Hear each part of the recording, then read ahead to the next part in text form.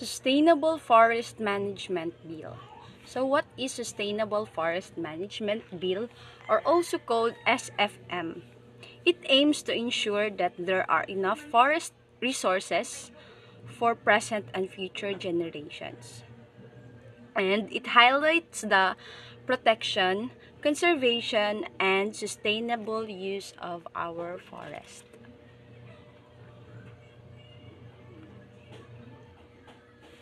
So, what are the roles of forest?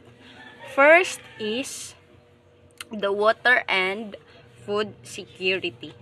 So, we all know that water is the key for our food security. And forests are also crucial to water supply. And according to Farmers Weekly, an estimated 75% of the world's accessible fresh water comes from the watershed. Next is the ecosystems and biodiversity conservation. So ecosystem and biodiversity conservation is the forest provide ecosystems services such as timber, food, and fuel, which are essential for human well-being. And at the same time, they contribute to soil and water conservation, carbon storage, and clean air. Next is the climate change mitigation and disaster risk management reduction. So, forest can also help mitigate climate change, and also it can help prevent any disaster such as floods and landslides. Next is promotion of safe and resilient communities. So resilient communities proactively protect themselves against hazards, build self-sufficiency, and become more sustainable. That's the resilient communities. Next is job creation and poverty reduction. So in that way, people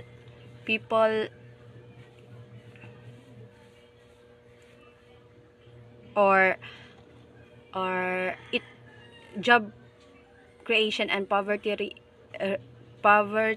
eradication help improve the incomes of the poor. Next is the cultural preservation. So according to FAO.org, a rich environment is able to develop and promote a rich culture. And when the resources in the forest are preserved and developed, the culture of the local people attached to it are also developed. Next is renewable power generation. So, forests and trees are vital natural resource of energy. Upon the people, it is source of our energy, and also people rely on it for firewood or shelter, and also power machinery and any industrial activities. And lastly is the increased GDP contribution.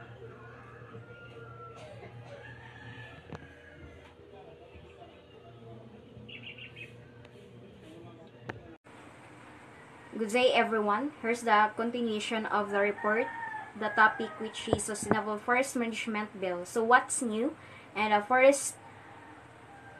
Sustainable Forest Management Bill. So first, we have a Forest Management Unit, or FMU, a clearly defined forest area assigned for management based on a set of objectives at a long-term watershed-based management plan. So it means it will define and demarcated area. So demarcated area, an area that is separated or it has a limitation. So in addition to access control, either from security restricted areas. So however, forest management unit should also establish not only in the product of forest but covering all forest. So second, protection of forest management unit, primary function of protecting life support system.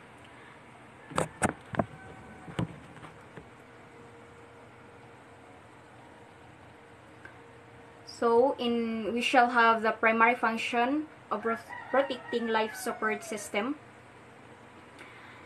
to regulate water resources, prevent flooding, control erosion, conserve plant, and so on. So in the production, we have primary function of producing forest products, foods, energy, and or fresh water, among others. So not only we the people can benefits from the forest products and also the animals, because forest products or forest gives the animals a shelter or the foods. So, in qualified managers of forest management unit, qualified and capable persons or in TETAs, which include the indigenous local households, civil society organization, CSO, business organization, forest land use tenure holders, and dedicated national and local government owned and controlled corporation. So, if naa ka dira sa gimension, so you are qualified as a managers of FMU of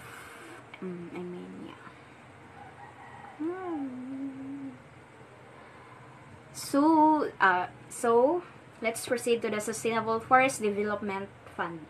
So established to provide concessional financing, particularly for forest development projects proposed by qualified managers of FMU. So to ensure and forest supply goods and services to maintain and enhance the forest for the benefits of present and future generations. So ang mag-propose by qualified managers of FMU, as I mentioned earlier. 6. Liberalized permitting system. As long as planted, registered, and conforming to the development plan, forest products harvesting permits will no longer be required. So that's why if magtanom ka, make sure na registered na siya. So if ever na mag-harvest ka, dili na daghay kuti or dili na kinahanglan og permit.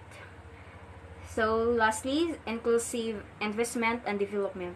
So employees, public-private community partnership allowing for equitable sharing of benefits. And that would be all. Thank you. Sustainable Forest Management Bill.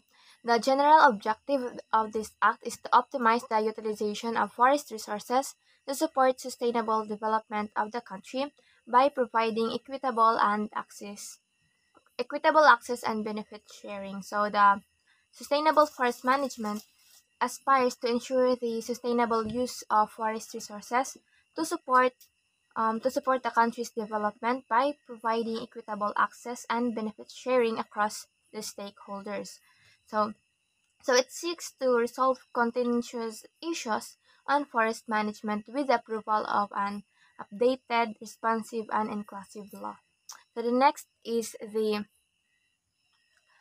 salient provisions of Sustainable Forest Management Bill. So the first one is the promotion of general welfare. Second is to ensures a balanced and healthy ecology. Number three is the watershed-based planning. So they develop a framework that is suitable for every watershed. Fourth is the forest management unit or FMU oriented. Fifth is the enhancing ecosystem services. So to enhance ecosystem services, they rehabilitate the forest by using native species. Sixth is no cutting in old growth forest. Then inclusive governance involving forest stakeholders. Inclusive governance with local stakeholders adopting community-based forest management approaches. 8 is showcases proper forest evaluation. 9 is promoting plantations by indigenous species. 10th is the climate change adaptation and mitigation. So these salient provisions aims to ensure that the coming generations will continue to enjoy and experience the wide array of benefits that our forest generations will provide. Then these provisions also will be harmonized with efforts on economic boosting, global competitiveness of forest-based solutions, and sustainable production of renewable resources. Thank you.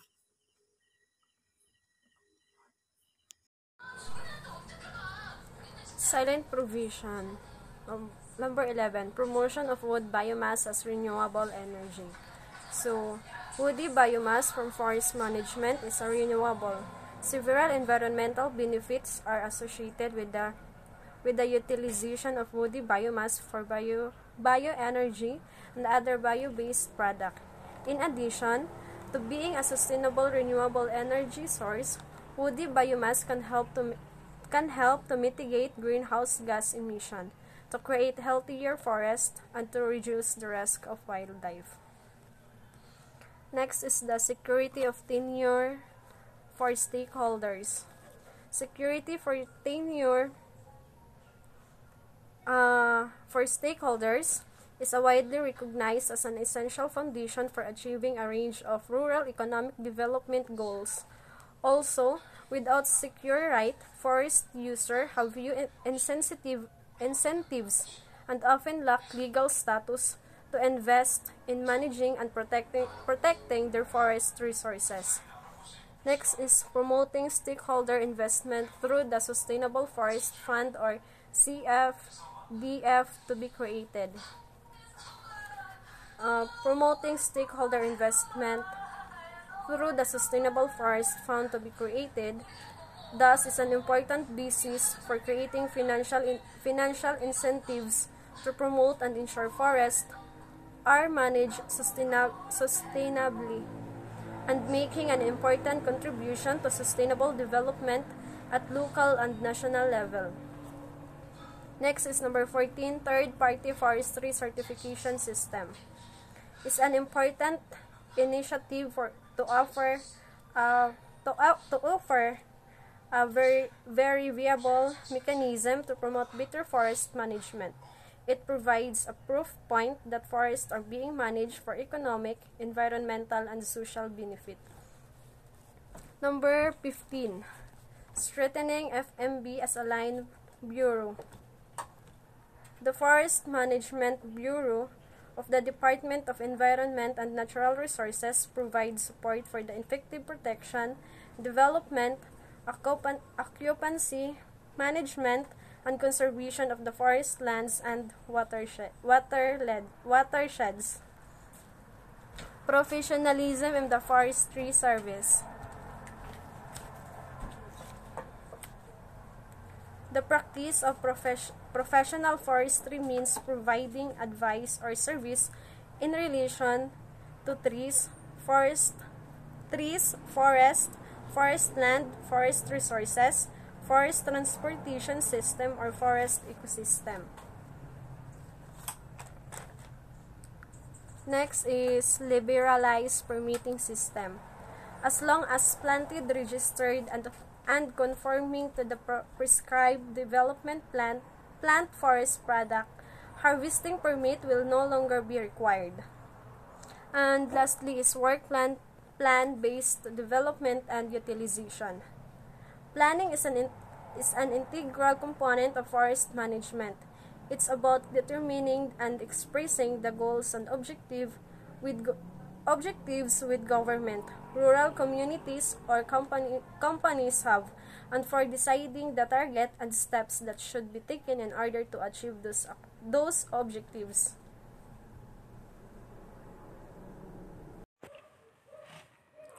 Conclusion: more than 50% of the forest lands are unproductive, mostly under timberland classification. So nagkataas ang dili produktibo nga mga yuta sa forest ting labi na sa under timberland. Kailangan gyud nato i-manage pagsakto ang atong forest.